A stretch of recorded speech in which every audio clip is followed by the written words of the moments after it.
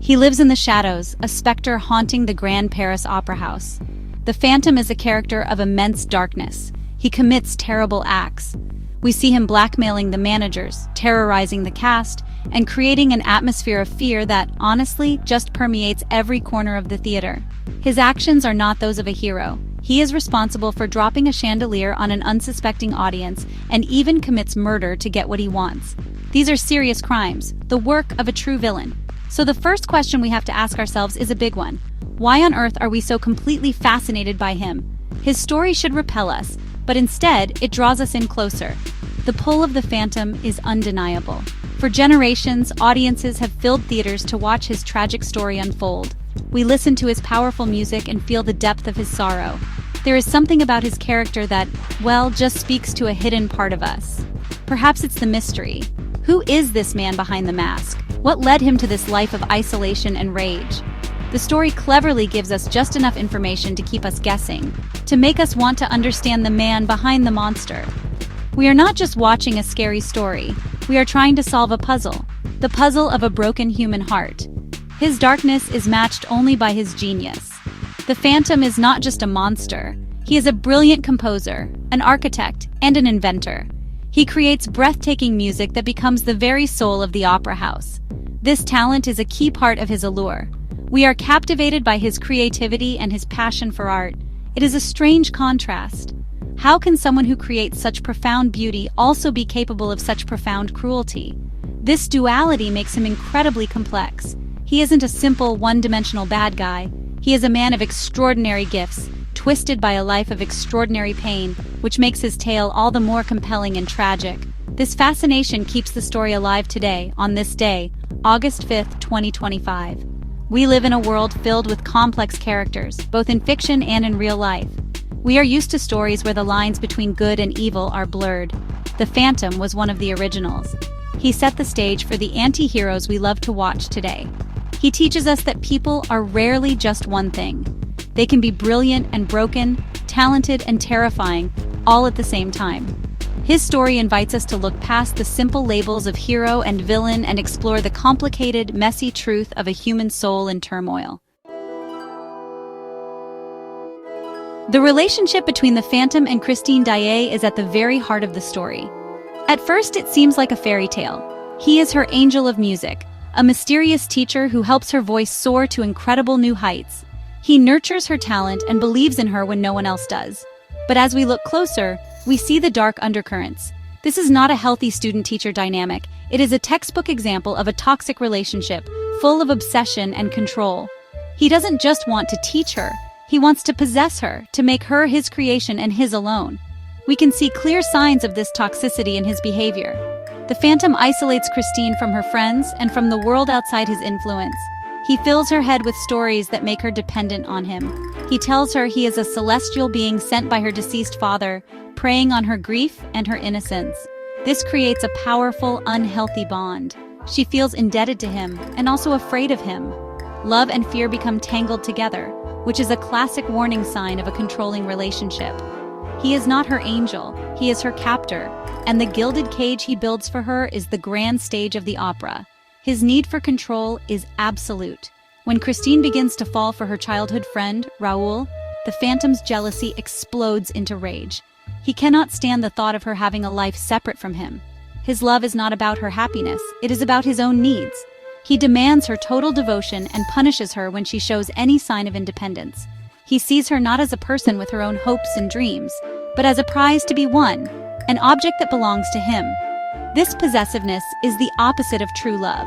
It is an obsession, and it is dangerous for everyone involved. This dynamic is incredibly relevant today. We talk a lot more now about what makes a relationship healthy or unhealthy. We have the language to identify things like love bombing, gaslighting, and isolation. The Phantom's actions toward Christine tick all of these boxes. He showers her with attention and opportunity, love bombing, makes her question her own reality, gaslighting, and tries to cut her off from anyone who might challenge his power. Yeah, that's isolation. Watching their story unfold helps us recognize these patterns, making The Phantom of the Opera a timeless and important cautionary tale about the dark side of love. The Phantom is a master of manipulation. He doesn't just use force, he uses psychological tactics to control everyone around him. With the opera managers, he uses threats and intimidation, sending them letters with his demands and signing them with his ominous seal.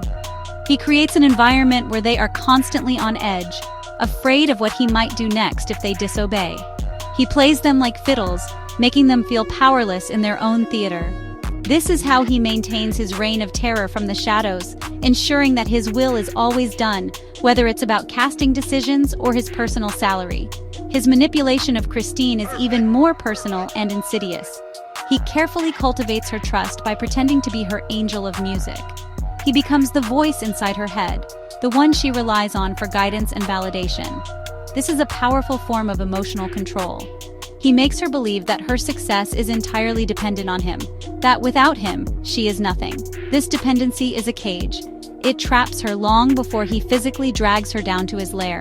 He is not just training her voice, he is conditioning her mind to obey his every command and desire. Control is everything to the Phantom. He meticulously plans every event in the opera house to serve his own purposes. He wants to control who sings the lead roles, what operas are performed, and even who gets to sit in which box. This obsession with control stems from a life where he had none. As a man rejected and abused for his appearance, he now seeks to build a world where he is the one pulling all the strings. The opera house becomes his personal kingdom, and its inhabitants are his subjects. He is the ultimate puppet master, and the music we hear is the soundtrack to his elaborate, controlling games.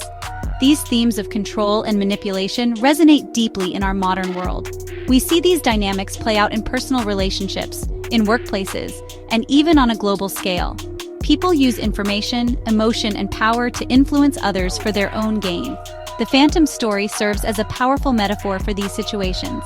It shows how a manipulator can create a distorted reality for their victim, making it incredibly difficult to break free. It reminds us to be aware of the strings that might be attached to promises that seem too good to be true, and to question voices that tell us we are nothing without them. Despite all his terrible deeds, there is a powerful reason why audiences continue to feel sympathy for the Phantom. The story gives us a glimpse into his past, a life filled with cruelty and rejection. We learn that he was born with a facial deformity that made him an outcast from society. He was treated like a monster, exhibited in a traveling freak show, and denied any form of human kindness or compassion. This backstory does not excuse his actions, but it does help us understand them. We see that his rage and bitterness come from a place of deep, unimaginable pain. His loneliness is a powerful force that connects us to him. He lives in complete isolation beneath the bustling opera house, a world away from the light and laughter above. His only companions are his music and his broken dreams. This profound solitude is something many people can relate to, even if they haven't experienced it to such an extreme degree.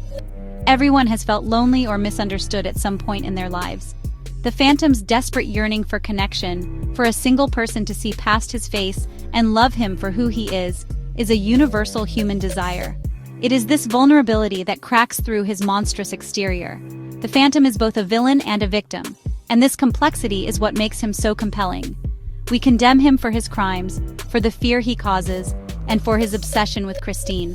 But at the same time, we pity him for the lifetime of suffering that shaped him.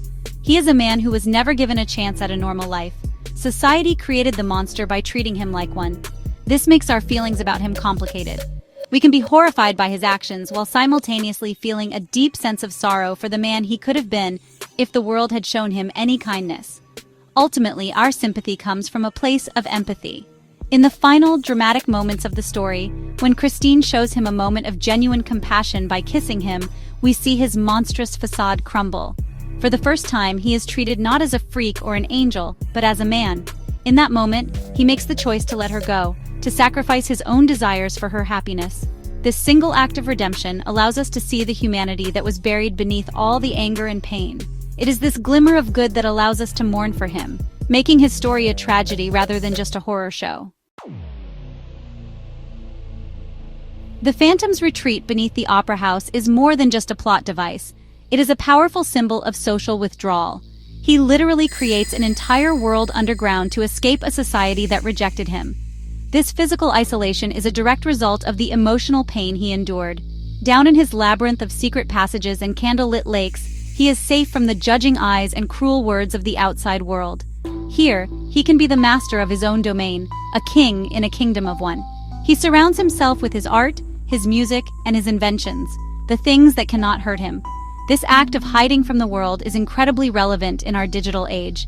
Today, many people retreat not into literal catacombs, but into the vast, anonymous spaces of the internet. When people feel like outcasts, misunderstood, or rejected by their immediate society, they can find refuge online. They can join communities where they feel accepted, or they can simply lurk in the shadows, observing the world from a safe distance. Just like the Phantom, they create a curated space where they have more control over how they are perceived, far away from the pressures and pains of face-to-face interaction. The Phantom's rejection by society is the key to his entire character. He is an outcast, a figure who lives on the margins.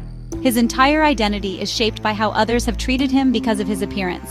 This makes him a relatable figure for anyone who has ever felt like they don't fit in. We live in a world that can be quick to judge people based on their looks, their beliefs, or their background. The story of the Phantom forces us to confront this uncomfortable truth.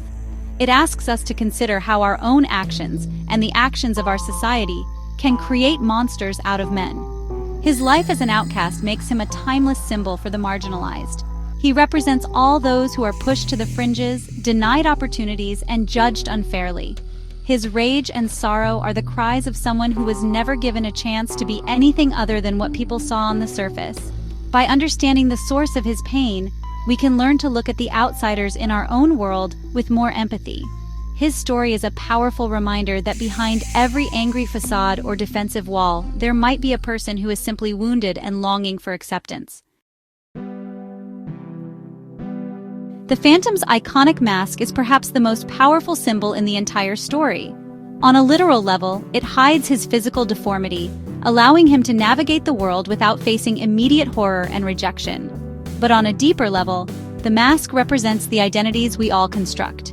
It is the face we present to the world, one that often hides our deepest insecurities, our fears, and our true selves. The Phantom's mask is just a more dramatic version of the metaphorical masks we all wear every single day to be accepted, to project confidence, or to protect our vulnerable hearts from getting hurt. This symbolism of the mask has found a new and profound relevance in the age of social media. Our online profiles are, in many ways, modern-day masks. We carefully select the photos we post, the updates we share, and the interests we display. We curate a digital persona that often represents an idealized version of ourselves.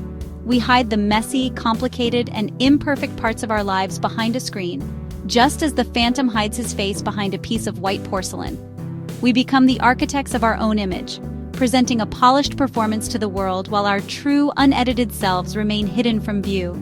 The story's central themes of love, rejection, and identity feel more pressing now than ever before. The Phantom's desperate search for love and acceptance mirrors our own modern anxieties.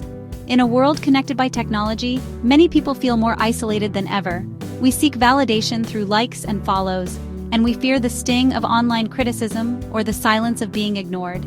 The Phantom's terror of being unloved is the same fear that drives so much of our online behavior. We are all, in a way, singing our own opera, hoping someone will hear us and love us for who we truly are. In conclusion, the Phantom of the Opera endures because it speaks to the core of the human experience. The Phantom's struggle is our struggle. We all know what it feels like to be afraid of rejection. We all understand the desire to be loved and seen for who we are, not just for the face we present to the world.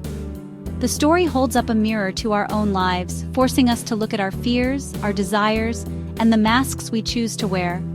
The haunting, beautiful music of the Phantom echoes through the decades because it tells a story that is and will always be our own.